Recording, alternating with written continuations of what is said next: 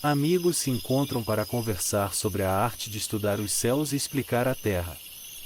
Conversam sobre o passado, o presente e um possível futuro, num mundo quase novo de uma nova era, tirando conclusões para novas inclusões.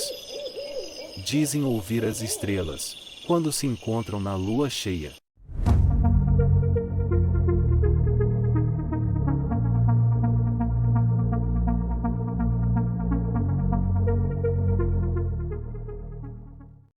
Bom dia, boa tarde, boa noite para quem está de dia, tarde ou noite. Estamos mais uma vez na Gaia, no Estúdio Mercúrio, no mais um encontro da Lua Cheia, que eu estou junto com os meus amigos para poder bater papo, conversar sobre as coisas, sobre o mundo, a vida e tudo mais que está acontecendo pelo mundo. E, né, esse dia aqui é de Lua Cheia, no dia 25 de março, hoje é 25 de março, aconteceu às 4 horas da manhã a Lua Cheia, né? A Lua no signo de Libra, o Sol no signo de Áries, como sempre tem essa condição na Lua Cheia. Nesse mês vai ter um eclipse, por sinal, que é outra história, veremos depois à frente por aqui. E como todas as vezes nos encontros da Lua Cheia, chamo os meus amigos para poder conversar. E hoje, especialmente, tem gente que não é só amiga, né? Amigo, parente, irmão, vai saber como é que se qualifica isso. E hoje eu tenho um prazer enorme de receber uma pessoa que eu tenho uma admiração tão grande, até um orgulho, porque saiu de dentro da gente, a gente da Gaia tem por aqui. Ricardo Ida. Ricardo, muito obrigado por ter vindo. Muito Salve, salve, obrigado. mestre. Eu que estou honrado de estar aqui com você. Fiquei super preocupado, fui cabeleireiro, barbeiro, manicure, massagista. Tudo elegante. Eu falei, que roupa? Preciso comprar roupa para vir aqui. E você sabe que, mais aí até do que é um amigo, um filho da Gaia, estudante, eu sou presidente do seu fã-clube.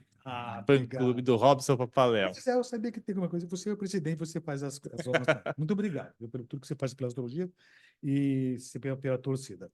Então, vamos começar o nosso bate-papo de hoje. Sempre tem umas perguntas que eu faço, o pessoal que vem nos encontros da Lua Cheia. Eu vou te fazer essas mesmas perguntas. Primeira coisa, Ricardo Ida. Quem é você? De onde você veio e do que você vive? Sou um pisciano, nascido nessa área do Ipiranga, Vila Mariana, aqui em São Paulo. Apaixonado pelo universo da espiritualidade, pelo universo da escrita. Hoje tenho uma agência de comunicação, mas trabalho também dentro da Vibe Mundial, como astrólogo, todos os dias um programa às 9 horas da manhã. Publico livros e faço pesquisas no universo dos novos movimentos espirituais dentro da PUC São Paulo. E de onde é que você veio, afinal de contas? Da barriga da mãe. Assim, mas como você veio da infância, como é que foi você desde o comecinho até chegar hoje? Como é que foi isso? Então, eu sempre fui, bom, enquanto criança, aquelas crianças muito imaginativas, eu já sabe, você que conhece meu mapa sabe por quê, mas sempre uma criança que é muito introvertida, aliás, diga-se de passagem, ninguém nunca acredita, e no dia a dia eu sou muito fechado. Aí as pessoas acham que esse lado de falar alto, meio, né, e brincalhão, mas ele é apenas um lado meu, mas no geral eu sou uma criança, sempre fui uma criança introvertida, e sonhava, né, evidentemente, sempre com esse universo também da escrita. Ganhava os concursos de redação, tudo isso. Fiz administração, depois fiz jornalismo, depois fui fazer meu mestrado em ciência da religião, doutorado em ciência da religião, mas sempre muito, eu acho que o que me define é a curiosidade. Minha mãe e meu pai disseram que nunca vi uma criança que era a criança dos porquês. Tudo eu queria saber por quê, isso, por que aquilo. Meu pai é japonês, minha mãe é portuguesa, e o lado japonês ficava constrangido, porque eles gostam do silêncio, né? E eu era aquela criança que não deixava ninguém em silêncio, não no sentido de criar tumulto, bagunça, baderna, mas sempre nas perguntas, e perguntas que eram vexatórias, porque os adultos não sabiam as respostas, né? Então, e achavam que era eu estava sendo desaforento ou afrontoso em perguntar absolutamente tudo, desde as das crenças religiosas dos meus avós, até passando por questões de ordem prática, né? Mas eu sou muito grato por esse espírito curioso que foi o que me levou a conhecer a astrologia e procurar Gaia, né? E aí um outro universo se revelou para mim em uma nova forma de interpretar e entender a vida. Porque aí eu acho que também tem o Ricardo. O Ricardo tem esse lado de ser alguém que procura a todo tempo não só respostas para as questões mais banais, mas alguém que procura sempre estar interpretando a vida de maneiras diferentes. Agora, você começou a fazer, em termos de curso, jornalismo, administração. De família, você já tinha esse tipo de condição de ter acesso à espiritualidade? Como é Sim, que foi? sim. Desde criança? Desde criança. Desde os meus 2 anos, comecei a ter experiências paranormais, né? Olha só. E aí meus pais, que não eram espíritas, nada disso, foram procurar respostas para tentar entender o que estava se passando comigo. E a partir daí começou uma jornada, inclusive, deles, né? No sentido de entender um universo aí metafísico, aquilo que a Uhum. gente não consegue observar pelos 5 sentidos. Esse primeiro contato que você teve foi com kardecismo? Com o que Foi foi? com o kardecismo. Aí depois você foi se arvorando de outras áreas também. Para Umbanda, eu só fui depois aos 30 anos. Tá. E você fez jornalismo, administração, e paralelamente você fazia estudos esotéricos, religiosos? Sempre, sempre, Agora, sempre. uma coisa, ter uma visão religiosa das coisas nem sempre está ligado com visão espiritualista ou esotérica. Sim, sim. Já tinha essa junção desde o começo? Como é que foi isso? Não, eu nunca fui aquele carola, né, de estar vinculado a uma religião e procurar o purismo, mas nem fosse de religião, questões políticas, nada. Eu sempre, talvez por ter esse lado da curiosidade, eu nunca consegui entender uma verdade como sendo absoluta. Eu sempre tive essa perspectiva de que tudo seria relativo do ângulo que você olha. Mesmo que eu não tivesse essa elaboração mental, enquanto criança eu sabia que eu enxergava a mesma coisa de um lado e a minha irmãzinha enxergava do outro lado. Mas talvez até por entender isso, eu também tive em paralelo contato com o Luiz Antônio Gasparetto, lá na década de 90, que foi um cara que também me abriu muitas portas no entendimento do que hoje a gente chama de uma espiritualidade independente. De Ipiranga, que ele estava no Ipiranga também, tudo Ele isso. estava no Ipiranga, que a gente estava conversando do Wagner Borges, depois ele tinha lá na Xavier de Almeida, depois ele criou um espaço próprio chamado Vida e Consciência, hoje Isso. também estou vinculado a eles, na produção lá de conteúdo para o Vida e Consciência. E aí eu comecei a entender a vida dessa maneira, com uma espiritualidade que não precisa ser institucionalizada, e nem uma espiritualidade que precisava ter qualquer ranço religioso. Então, eu entendo a arte como uma forma de espiritualidade, o esporte como uma forma de espiritualidade, a ciência como uma forma de espiritualidade. Então, não precisa estar relacionado à espiritualidade, no meu entender, com uma coisa invisível. Quando a gente fala em religião, algumas pessoas falam que a religião pode ser muito boa, traz o bem até o conforto humano. Mas existe uma corrente muito grande também que diz que a religião ela pode engessar as pessoas, Sim.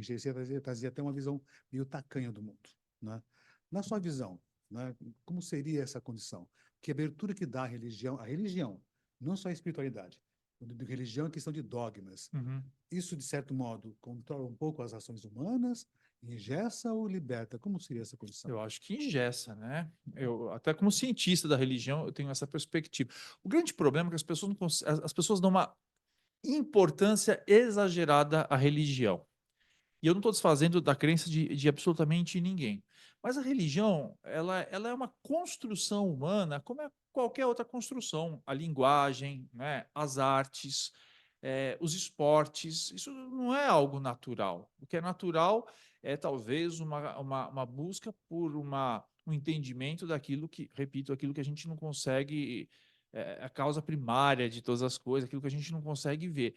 Mas a religião, ela nada mais é do que a construção de significados em um determinado momento histórico e numa área geográfica. Então, quando a gente estuda lá religiões politeístas, faz todo sentido a gente imaginar que dentro do continente africano, os povos africanos tinham diferentes divindades, que nas Américas as pessoas tinham diferentes divindades, porque eles estavam cercados, né, de uma abundância natural, muito rio, muita cachoeira, muita floresta, muito bicho. Quando a gente imagina uma religião como o judaísmo nascer no meio do deserto, é claro que você vai construir uma imagem de uma divindade ríspida, severa, árida, Então, a religião, ela se torna engessada, ela engessa na medida em que ela quer reproduzir uma leitura de mundo que só faz sentido numa época e num lugar geográfico. Ou seja, então a religião ela é temporal, ela tem uma época em que ela é o mais útil, mas ela não vai se renovando. Isso que faz com que cada vez mais se engesse as Totalmente. pessoas. As pessoas vêm discutir, porque a questão da homofobia é um exemplo muito típico disso. Para uma população há 3.000 anos, no meio do deserto, em que as crianças morriam com grande frequência, aquele grupo queria que houvesse uma reprodução bastante significativa de outros seres humanos. Então, a poligamia é um exemplo típico. Vamos ter um homem acaba fecundando muitas mulheres e essas mulheres acabam tendo muitos filhos. Então, naquele momento, falar de ser contra qualquer método contraceptivo, de você ser poligâmico, de você meio que insistir em relações apenas heterossexuais fazia sentido porque você precisava fazer a perpetuação de uma aldeia. Trazer isso para os últimos 400 anos não faz mais sentido, né? Como é que você vai falar de esse momento aí de contraceptivo, movimentos contraceptivos, uma hiperpopulação, sabe? Então, o grande problema da religião é que as pessoas querem manter uma tradição, uma leitura histórica às vezes, em um lugar que também não faz sentido. Então, você querer que no universo tropical, uma freira, né, com todo o respeito que eu tenho à Igreja Católica, mas ela fique dentro de um claustro com aquele hábito que é tipicamente de um inverno europeu, também não faz sentido. A Tiradentes é 35 graus, né? Não, gente, Nem agora como. esse verão de 50 graus aqui de sensação térmica no Rio de Janeiro de Bangu, não dá, gente. Não tem nem Não como. dá. Você comentou uma coisa com relação ao politeísmo, né? Eu me lembrei da Elke Maravilha uma vez comentando, né? Que por uma entrevista que ela deu um dia à noite na televisão e tal, ela estava falando de um outro assunto qualquer e ela parou, cena excepcional, ela parou assim, falou do nada, uma coisa que tinha nada a ver com a entrevista, né? É. Ela falou uma coisa assim que eu lembro até hoje. Nos tempos antigos era bem melhor. O homem respeitava a natureza, porque tinha vários deuses. Tinha o deus do rio, do Sim. vento, da fumaça, da floresta. Então, quando você fosse entrar na floresta, pedia permissão àquela divindade. Uhum. Quando você fosse, de repente, acender uma fogueira, um fogo, ele tinha respeito à divindade, que era o fogo. Hoje tem um Deus só, ninguém identifica com nada. E por conta disso, né, não tem mais nenhum tipo de amor à natureza e nem ao próprio ser humano. Então ela voltou ao normal, falou outras coisas, foi um momento de possessão que ela fez. Então, como seria essa condição de hoje, que, de certo modo, né, tem um pouco dessa questão do monoteísmo, né? Ainda tem um pouco dessa condição, Uhum. né? E isso, lógico, você fala de todas as crenças. Mas esse tipo de conceito, que religião é uma coisa, natureza é outra história, né? Isso afasta o homem do que é o mundo natural, e até dos próprios seres humanos mesmo entre si, dessa condição. Totalmente. Em termos de religião, né? Eu até te pergunto uma coisa antes. Existem várias religiões. Talvez o mesmo Deus único, mas várias religiões são várias formas de você ver a divindade. Lógico.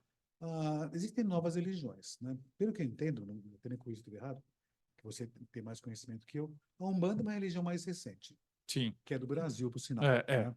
E ela tem um tanto desse politeísmo também, né? E ela tem essa ligação própria com a natureza. Então você respeita cada divindade com as suas ligações com a natureza. Você é umbandista também, né? E eu percebo que cada vez mais as pessoas estão entrando ou indo para a Umbanda. Jovens, né?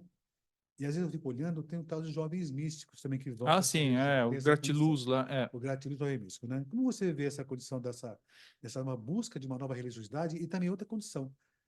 Por que hoje, de repente, as religiões ou religião, de certo modo, né, ingesta muitas pessoas, elas buscam essa religião e se fecham a outras ideias. Ou então vão em outras religiões, buscando sair de outras possibilidades, e às vezes não se encontram também. A religião, hoje em dia, ela seria uma boa saída para as pessoas ficarem bem consigo mesmas? Você sabe que uma das coisas que mudou minha vida foi uma aula com você, e que você disse assim, olha, cada mapa pode se repetir só a cada 200.000 anos, né? Porque devido às diferenças de velocidade dos planetas, então você pode ter um aspecto que se repete, sei lá, a cada 1, 2, 12, 30 anos, mas essa somatória desses movimentos o mapa a gente não sabe exatamente quando é que ele vai se repetir, aquele mesmo mapa. O que torna as pessoas muito únicas, né? E eu acho que o grande benefício que a astrologia me trouxe foi olhar o mundo com mais amor, olhar as pessoas com muito mais respeito. Então, eu não tenho hoje, eu não me sinto capaz de falar, olha, de uma receita única. Eu acredito que precisa de pessoas, né? Até dependendo lá da casa nova, precisa ter uma religião mais estruturada, tem outros que gostam de expressar a espiritualidade de uma outra maneira. O que a gente vê hoje, de fato, agora falando do ponto de vista social, são dois movimentos bastante interessantes. O primeiro deles é essa busca pela sustentabilidade tem forçado as pessoas a buscarem espiritualidades ou religiões que se conectem com a natureza. Então, estamos falando de Umbanda, mas estamos falando de xamanismo, estamos falando de Daime, a gente pode estar falando de inúmeras outras religiões espalhadas no mundo. Um cálculo recente de um pesquisador britânico diz que hoje, no ano de 2020, 2023, a gente possa ter em torno de 5, 6 mil religiões. Né? A gente fala das 3 maiores, mas sem expressões muito pequenas. Então, dentro dessa multiplicidade, desse pluralismo de oferta, as pessoas tendem a buscar religiões que valorizem cada vez mais a sua individualidade e cada vez mais uma conexão com a natureza. Há estudos que dizem que também uma das razões da astrologia crescer com tamanha pujança, fortaleza nesse momento, é que faz com que as pessoas voltem a olhar para o céu, que também não deixa de ser a natureza. Sim. Então, é uma forma de você, de novo, entender a vida, interpretar a vida, mais conectado com um universo que não é esse universo tecnológico. Então, existe sim isso não é um fenômeno natural do Brasil, mas em todos os lugares, um crescimento, principalmente das novas gerações, em busca de religiões que cultuam a natureza, inclusive a Wicca, né? De celebrar com rituais druidas, vikings, a natureza como forças supremas e forças divinas. Existe um outro movimento, que é o movimento do sem religião, que também está crescendo. Estou louco para ver como é que vai sair o IBGE novo, né, o novo censo, mas muito possivelmente os sem religião passaram os espíritas no Brasil. Então você tem lá os católicos, os evangélicos, acredita-se que o crescimento dos evangélicos está bem menor do que era no passado, e depois vem as pessoas sem religião, que não necessariamente são ateus, mas são pessoas que podem ter uma religião aí múltipla.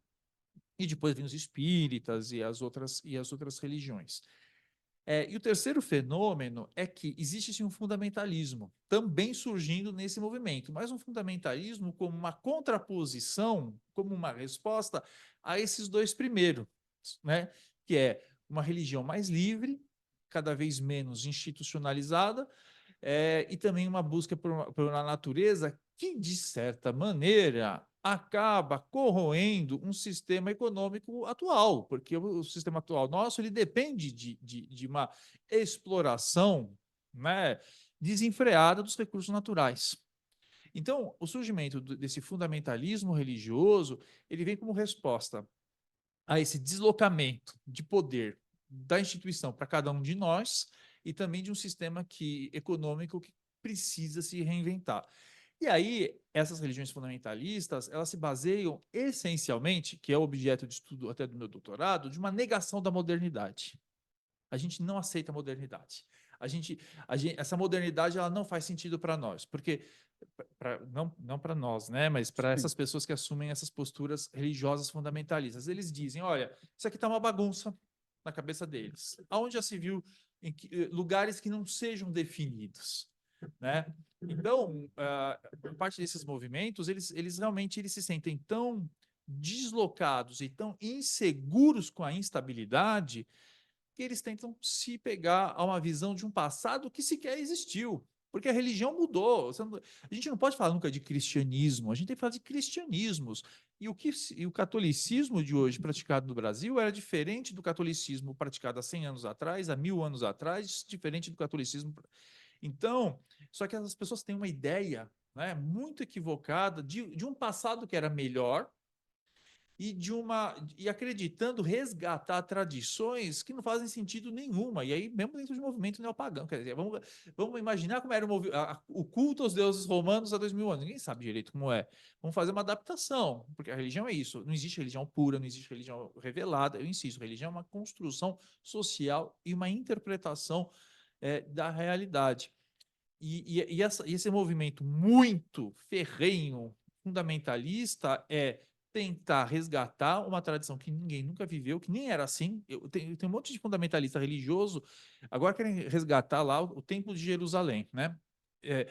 Várias igrejas evangélicas, de uma Israel que não existiu, de uma Israel bíblica que não corresponde em absoluto à Israel que existe hoje. Mas é o quê? Esse medo do moderno, da instabilidade e dos ciclos repetindo, mas de uma maneira muito nova. Você comentou da astrologia com relação a essa condição, né? A astrologia, ela não é uma crença. Sabe que não é uma crença. Tem muita coisa da astrologia que a gente não consegue comprovar claramente, mas nós aceitamos. Certo. Né? Você que estudou de ciências e religiões, como fica a astrologia nessa área de ciências e religiões? Você faz doutorado, você estuda, você dá aula também, inclusive, também, não? Sim, sim. Como é que fica essa visão da astrologia? Porque a gente não consegue encaixar em lugar nenhum a astrologia, né? Ciência, arte, técnica, como fica essa visão? Eu creio, se de repente interrompendo antes de você responder, que talvez um futuro não tão distante, mas quando o Netuno entrar em Áries, Urano em Gêmeos, depois de alguns anos, talvez se consiga até explicar um pouco esse fundamento da astrologia. Não sei se cientificamente, enfim. Mas como fica essa condição? Você que é estudioso, está no mundo acadêmico, e a astrologia? Você, como astrólogo, chega na academia lá, das religiões, e, de repente, eu sou astrólogo. Como fica isso?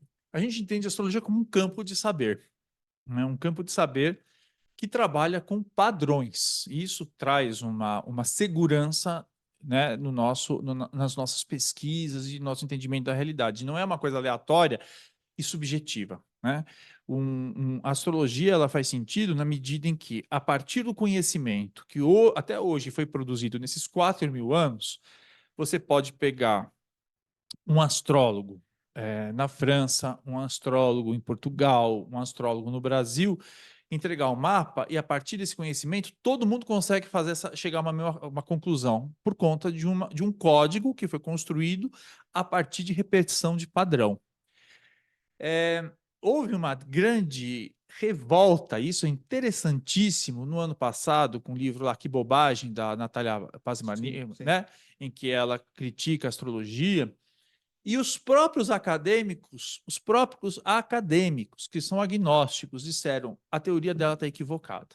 Porque o que ela está usando como teoria, o mesmo Carl Sagan já diz que não pode ser aplicado.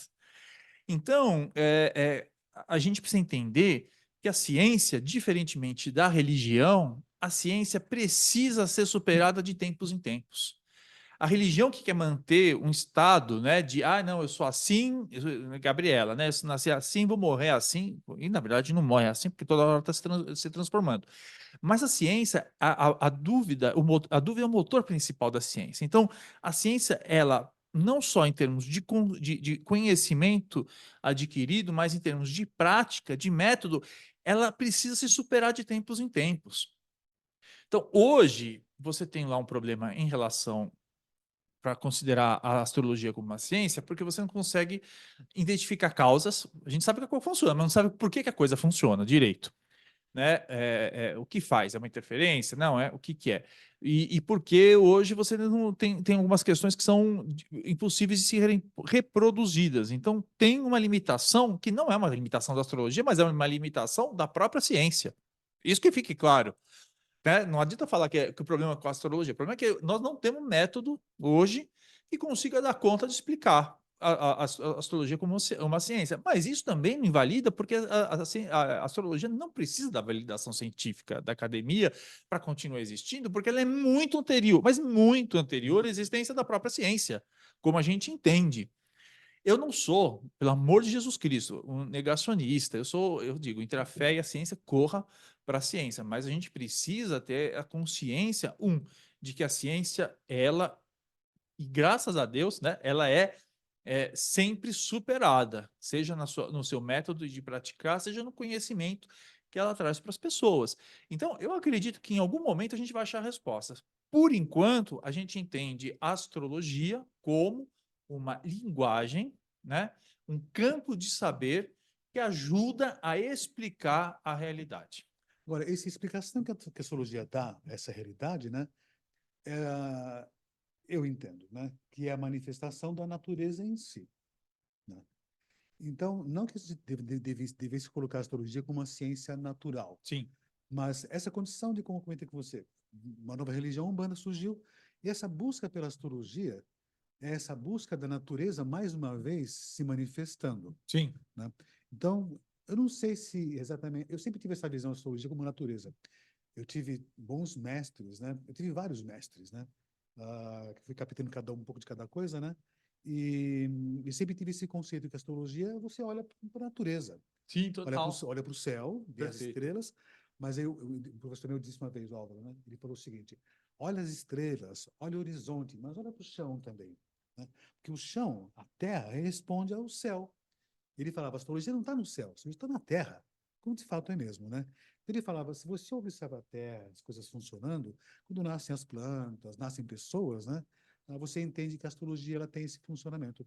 É a natureza em funcionamento, se manifestando. Talvez, penso eu, essa busca pela coisa mais natural, não tão densa e concreta, hoje, talvez faça com que a astrologia possa ter um tipo de melhor visibilidade. Até pela ciência com uma visão não tão acadêmica, tão cartesiana, né? Sim, sim. Mas pela religião também, pelos religiosos? Eu acho que sim, né?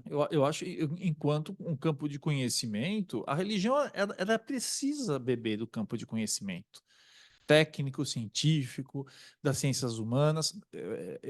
Eu acho que a astrologia ela é um cruzamento, em um dado momento, das ciências naturais com as ciências humanas, né? Então, eu achei Sim, lindo quando você fala, é olhar o céu, mas olhar a terra e olhar para dentro de si, né? Porque a gente vê a presença dessa força marciana dentro da gente, né? Essa força marcial dentro da gente, né? Essa força venusiana dentro da gente. Então, o entendimento da astrologia, né, o livro que a gente lançou, eu procurei muito direcionamento enquanto organizador, foi falar, vamos também trabalhar para que uma pessoa que não entenda nada de astrologia possa perceber essa ressonância dos planetas dentro dela no dia a dia e na forma como ela lida com os indivíduos, né? Porque esse livro que a gente criou, ele era uma resposta que surgiu, foi na última astrológica, quando a Celisa falou para você que a astrologia não era signologia. Essa frase para mim ficou tão marcada exatamente. e eu repito ela em todos os meus programas de rádio, e eu disse um dia para os outros autores, falei, nós vamos escrever um livro, todo mundo fala de astrologia, eu falei, nós vamos de planeta, porque não existe astrologia sem planeta, fica todo mundo falando de signo, signo, signo, enquanto... E signo é um marcador de tempo, né? Mas ele é, até a construção do signo, ele está baseado, basicamente, em planetas, né? Então, assim, é a base, é o agente, o protagonista enquanto ressonância. Então, eu acho que a ciência, as ciências humanas, né? Tanto que muitos psicólogos eles não dizem, mas eles fazem um mapa astrológico Fazem, para estudam ajudar muito. para ajudar na compreensão de um processo terapêutico. Eu conheço muitos médicos, muitos que passaram, inclusive, na Gaia para estudar astrologia e saúde com a Patrícia e com a Luísa, que obviamente não usam abertamente, mas no entendimento para auxiliar o diagnóstico, observam esse fenômeno. E isso não poderia ser diferente com a religião. Então, a religião, ela vai utilizar, sim, e a gente vê, sim, determinadas religiões muito conectadas à natureza, como os wiccanos, muitos umbandistas, mesmo o povo de candomblé, vai fazer santo lá, o cara vai deitar, Deus me livre fazendo minguante, sabe? Exatamente. Eles querem fazer numa fase lunar propícia, numa data propícia, e mais pais de santo, mães de santo, têm procurado estudar astrologia, e eu acho isso muito bacana. É a conexão com a natureza mais uma vez, né? Lógico. Agora, essa questão de um dia talvez seja encontrada uma solução, uma explicação para a astrologia. Não sei se vai ser tecnicamente ou cientificamente, mas creio que não daqui a muito tempo, né? não uma explicação concreta, matemática, né? Não, né? Mas uma outra percepção do que é esse campo do saber, Sim. que é uma manifestação de alguma coisa maior. Talvez fosse dessa percepção Eu até comentei com você antes da gravação por aqui. Quando foi em 1846, foi descoberto Netuno, né? Pouco tempo depois ele passou por Ares, né? E surgiu o kardecismo, a teosofia, mas naquela mesma época surgiram os primeiros conceitos de uma física com uma outra visão, a possibilidade de um outro tipo de dimensão, né? Que hoje tem o tal do multiverso que se fala-se tanto. Eu lembrei o nome do filme até, que é o Tudo... Como é que é? Me escapou de novo aqui. Tudo ao mesmo lugar, ao mesmo tempo. Uhum. É muito interessante. Fala do multiverso, né? Mesmo aquele filme também Interestelar. E talvez agora, com essa nova entrada de Urano, de Netuno em Áries, que vai ser em 2025, junto com Urano também em Gêmeos, com Plutão também em Aquário, eu creio que talvez possa existir uma situação que nós percebamos que nós vivemos uma dimensão. Sim. Uma das dimensões, e essas outras dimensões que nós temos uma ideia, né, vão ficar mais palpáveis. Não que temos contato com ela, mas talvez temos a percepção, digamos, calculadamente, tecnicamente, cientificamente, matematicamente, de que ela existe paralelamente a isso, essa manifestação. Eu lembrei agora, uma vez com Wagner Borges, há muitos anos atrás, né? Nossa, em Ipiranga, isso. Em Ipiranga, uma época também. Eu não sei nem se comenta-se muito hoje em dia, que é a transcomunicação. Existe isso ainda? Já ouviu falar? Já, instrumental, né?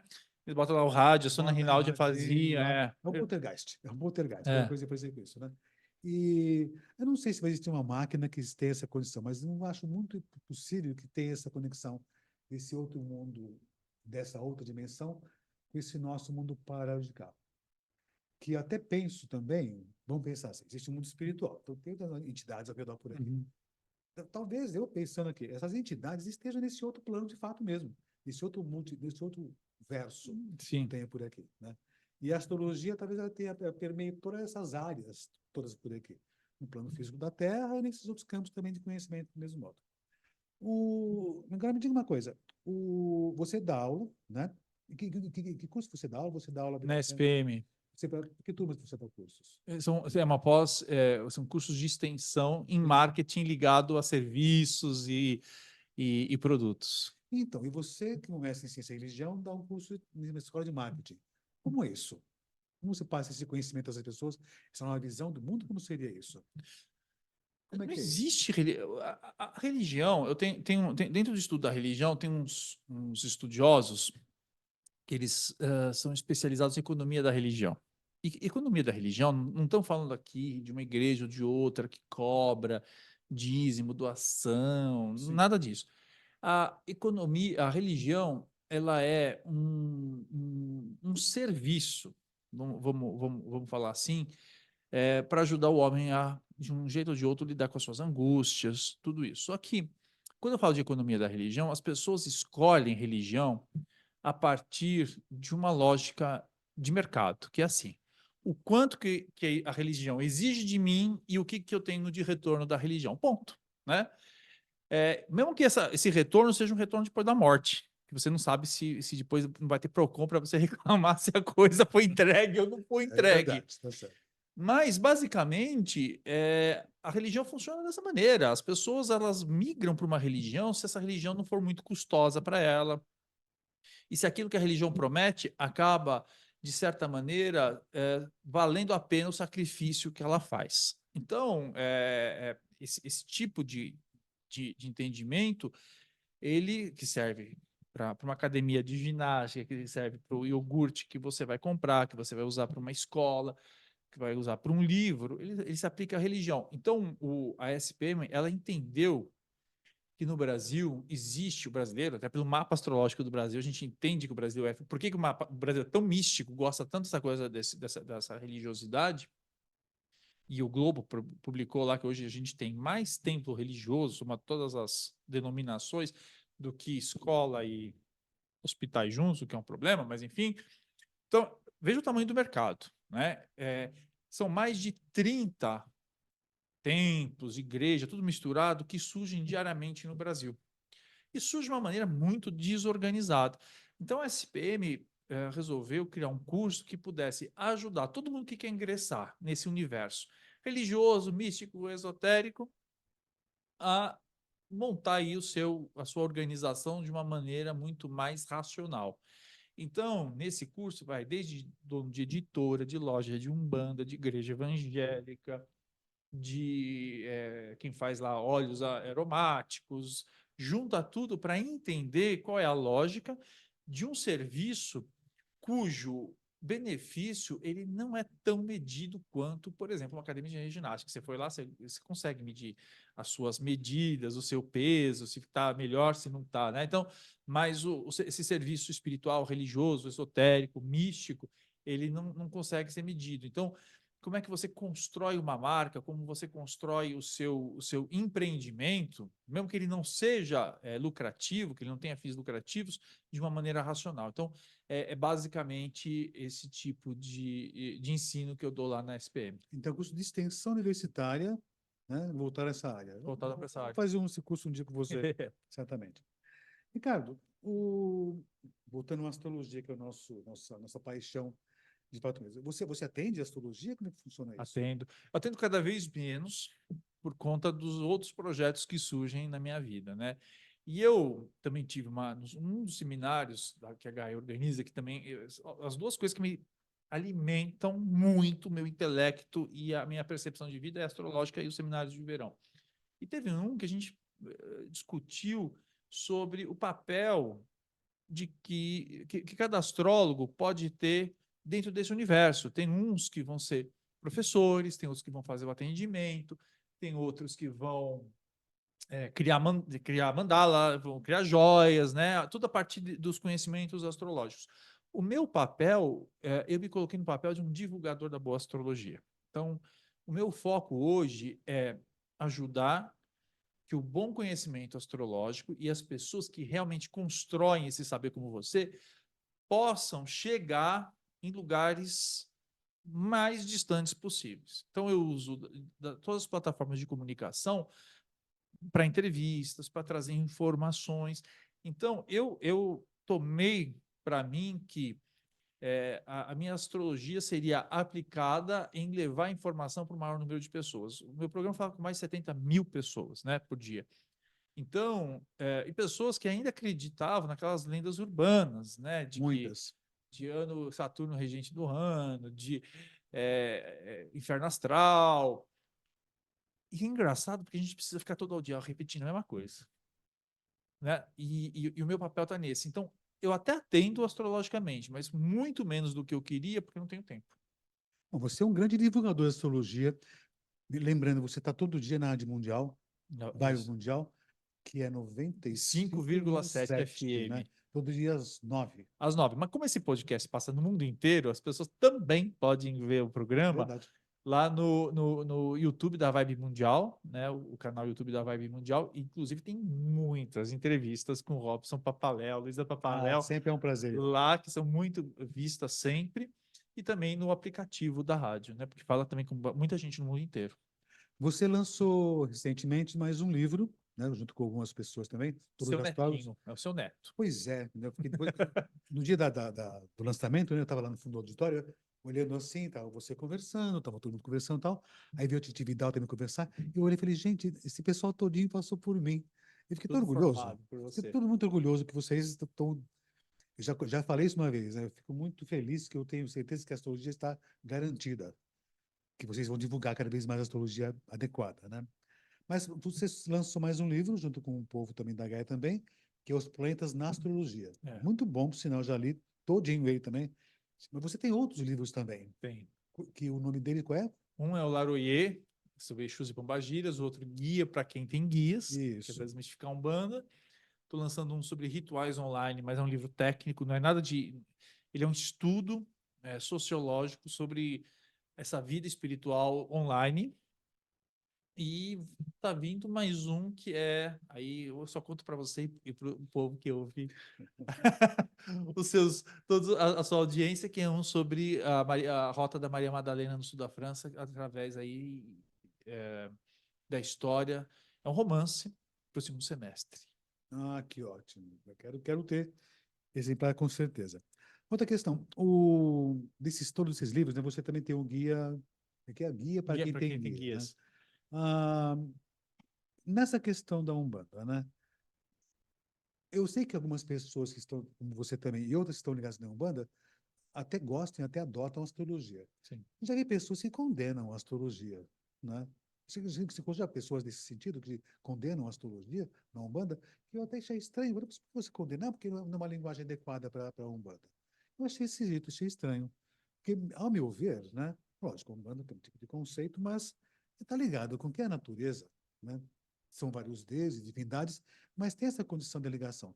Tanto que se faz, né? Algumas pessoas fazem uma ligação de algumas divindades com alguns planetas, que são as mesmas questões também.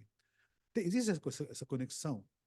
Por exemplo, né? A gente fala que, com isso estiver errado, Ogum está ligado com Marte, Ah, sim. Xangô ligado com o que é o Júpiter. Como é que foi isso? Porque a Umbanda é uma religião recente. Sim. E aí eu quero chegar a perguntar essa questão para você. Como é que surgiu, de repente, uma nova religião? São novas divindades? Não são novas divindades. Como é que é essa questão de novas religiões? São reinterpretações, né? Não existe religião pura. Isso é uma loucura. Isso a gente se bate muito, né? Não existe um pentecostalismo, não existe uma umbanda, não existe um candomblé, não existe um catolicismo. A gente tem que falar de catolicismos, a gente tem que falar de pentecostalismos, a gente tem que falar de umbandas. E você tem hoje, tem um colega meu, o Renato, que chegou a fazer uma pesquisa de campo, identificou pelo menos 96 tipos de umbanda. E aí começa uma brigaiada, assim, porque um é uma banda esotérica, o outro quer falar da Umbranca, né, que a Umbanda tá ficando branca, outro vai falar que a Umbanda tá ficando esotérica, de outro vai falar... Gente, é claro que vão surgir diversas interpretações, porque, primeiro, que é uma religião que não é codificada, né, que fica... Até o meu livro não é um livro, não é uma bíblia para ninguém, é uma forma de entender alguns elementos da Umbanda, inclusive através de pesquisas que foram feitas com os diferentes nomes e entendimentos. Existe a maior parte das pessoas hoje, eu diria que dentro da Umbanda, tem uma conexão grande com a astrologia. Não são astrólogos, mas pelo menos respeitam, entendem isso como uma leitura da natureza. A ponto de, inclusive, tem lá, vai fazer vela de 7 dias lá, entrega para o caboclo, não sei o quê, né? Eles têm essa preocupação. E a gente tem visto, inclusive, já vi até livro lá de um rapaz chamado Carlinhos, agora esqueci o nome, Umbanda Astrológica, que é uma leitura também muito própria dele. Tem gente que faz essa conexão de forças, entendendo que os planetas têm as suas ressonâncias e essas ressonâncias poderiam também ser observadas as mesmas ressonâncias dentro do panteão, né, de divindades. Claro, quando a gente está falando, por exemplo, de uma força de iniciativa, né, de coragem e até de agressividade, que a gente poderia dar o nome de uma força muito vinculada ao planeta Marte, isso também está presente, de certa maneira, de forma arquetípica, em diferentes tradições, né? Então você pode falar, Marte nessa força, inclusive, recebeu o nome de um deus romano.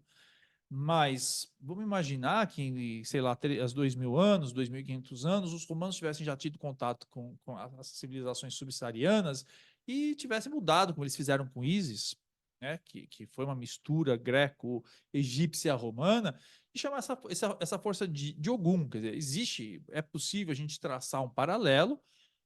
O que não dá é tentar misturar códigos que às vezes não conversam, né? Então não tem como lá o Zeca Pagodinho agora substituir o nome da música dele, Ogum, por Marte, né? Ele poderia. Então, mas a gente pode estabelecer até o que a gente chama de mitologias comparadas, é entender. E mitologia não tem nada de pejorativo, não. Mitologia são explicações que a gente dá para o entendimento da realidade. Entender que é possível se aplicar. Agora, a gente vai encontrar gente que em todo lugar que vai criticar a astrologia. Como tem muito pastor que critica e muito crente que adora. Eu tenho um monte de cliente, tudo evangélico, pentecostal, da Assembleia de Deus, que vão fazer mapa astrológico. Bem tem, bem tem. A crítica que esse pessoal que eu tive contato, poucas pessoas, com relação à astrologia, é que a astrologia previa o futuro, né? Então, não era o caso de prever o futuro, não era coisa que o astrólogo devia ter contato com isso, né?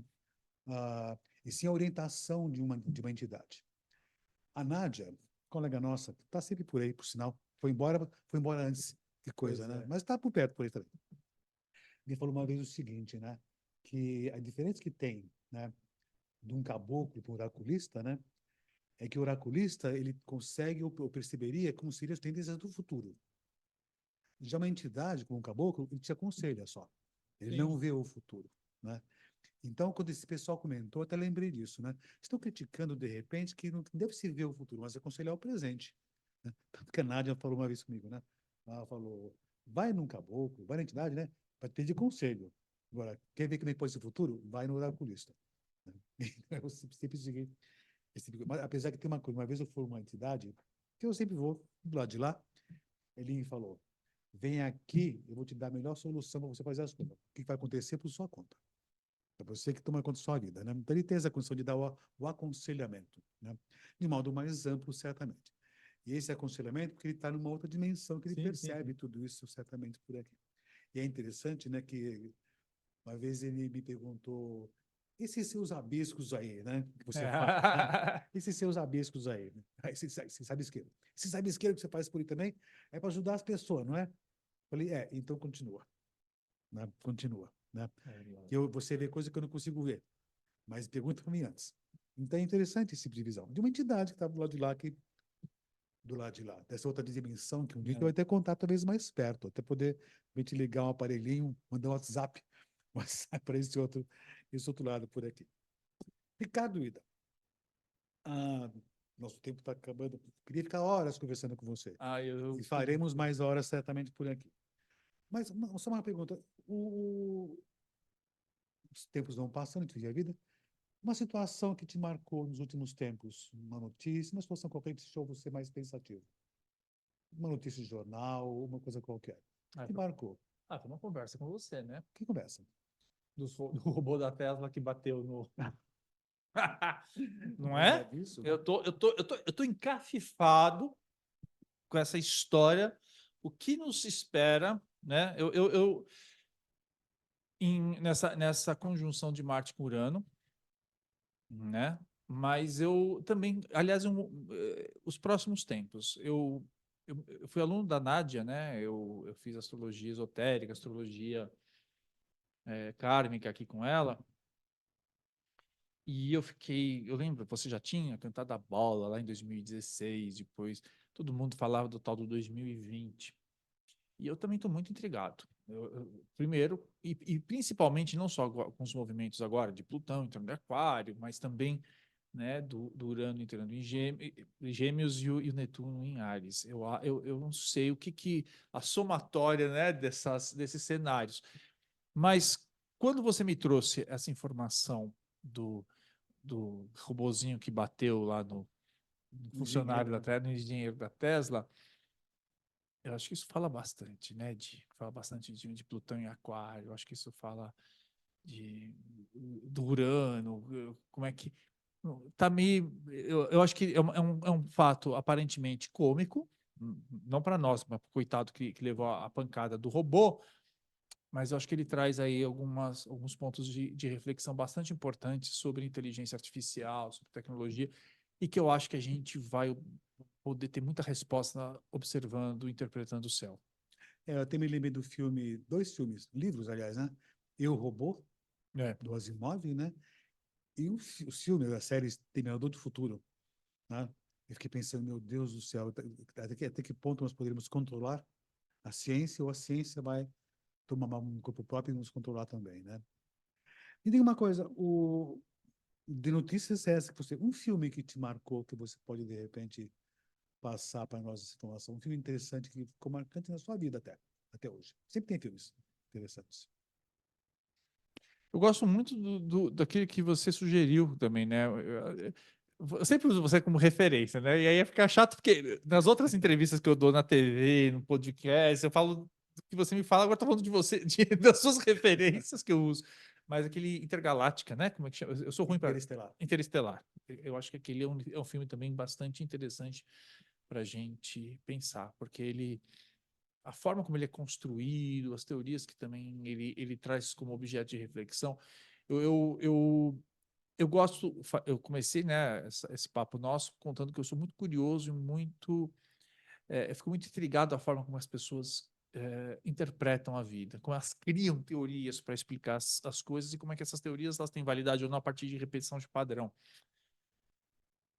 E eu acho que é uma visão nova que ele traz, mas que falam bastante do que o caminho que a ciência pode começar a enveredar para entender mais sobre as diferentes realidades. Eu creio que em 2025, lógico, o Plutão já entrou em Aquário, vai ser um pouquinho, mas vai voltar. Mas de vez em Aquário 2025, daí em diante por 20 anos. Urano entra em Gêmeos, o Netuno também entra em Áries, junto com Saturno, por sinal, também. Coisa que aconteceu na Revolução Francesa. E até se fala muito da Revolução Francesa, da nova era chegando por aqui, a tecnologia avançando, mas às vezes o pessoal esquece um pouco que naquele período, um pouco anterior, o mundo estava em caos, né? Uhum. Como está hoje, Uhum. certamente por aqui. E quando veio a Revolução Francesa, não só, mas inclusive também, o mundo passou por outras grandes revoluções Sim. e complicações, né? De mudança de paradigmas de sociedade. Então, viveu um caos por um bom tempo, até estabilizar, como foi o século XVIII, XIX, aliás, né? Então, esses próximos anos, né, em termos sociais, comportamentais, vão ser conturbados para a estabilização. O André Barboni comentava muito sobre isso, que agora chegamos no momento, né, em que vai ter uma flecha, em termos de cálculos, né, ascendente em termos de planetários, né, que vai ter uma melhora muito grande no mundo. Mas até chegar lá vai demorar um pouco, e até essa estabilização pode ser um pouco mais conturbada. Ricardo Ida, um livro, além dos seus, que são ótimos também, lógico, né? Eu não vou. Eu faço escola de deuses que você tem, mas aí vai ficar muito, né? Mas eu tenho um livro que eu gosto bastante, bastante mesmo, que é da Liz Green, o Jung Astrólogo. Esse livro eu acho bastante interessante. É bem bom mesmo, né? Bastante bom. Depois de tanto falar sobre astrologia, o que é astrologia e para que ela serve? GPS. Pra usar, né? O GPS, eu acho que ele é a possibilidade de você. Porque GPS não no sentido só de onde você vai, mas de onde você sai, né? Eu acho que esse é o ponto. As pessoas ficam bastante impactadas com a questão oraculista, dos prognósticos, a história do caboclo, de você. Mas a astrologia, ela tem essa função de que você só consegue saber para onde você vai mesmo sabendo de onde você está partindo, né? Então, quando você fala de um GPS, ela ajuda a você seguir, talvez com mais consciência, tomar com mais consciência todos os riscos, todas as perdas, todas as renúncias que você precisa fazer para alcançar de uma forma muito consciente os teus sonhos. Eu acho que a astrologia é uma ferramenta de realização de sonhos.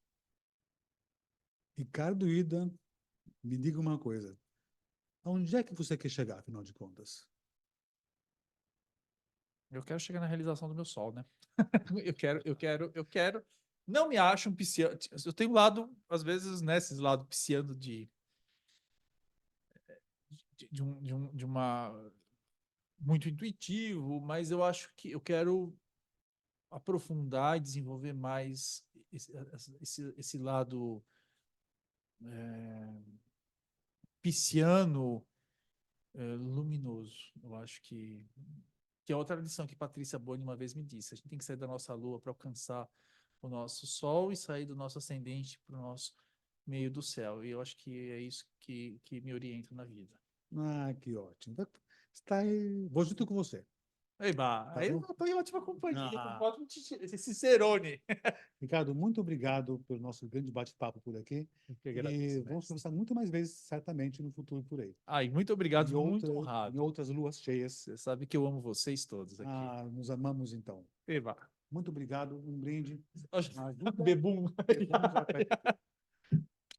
Muito obrigado pela audiência. Bom dia, boa tarde, boa noite e até a próxima lua cheia, que vai ser no mês que vem. A lua cheia vai estar com o Sol no signo de Touro e a Lua em Escorpião. Beijo, boa noite, bom dia, boa tarde e até a próxima vez.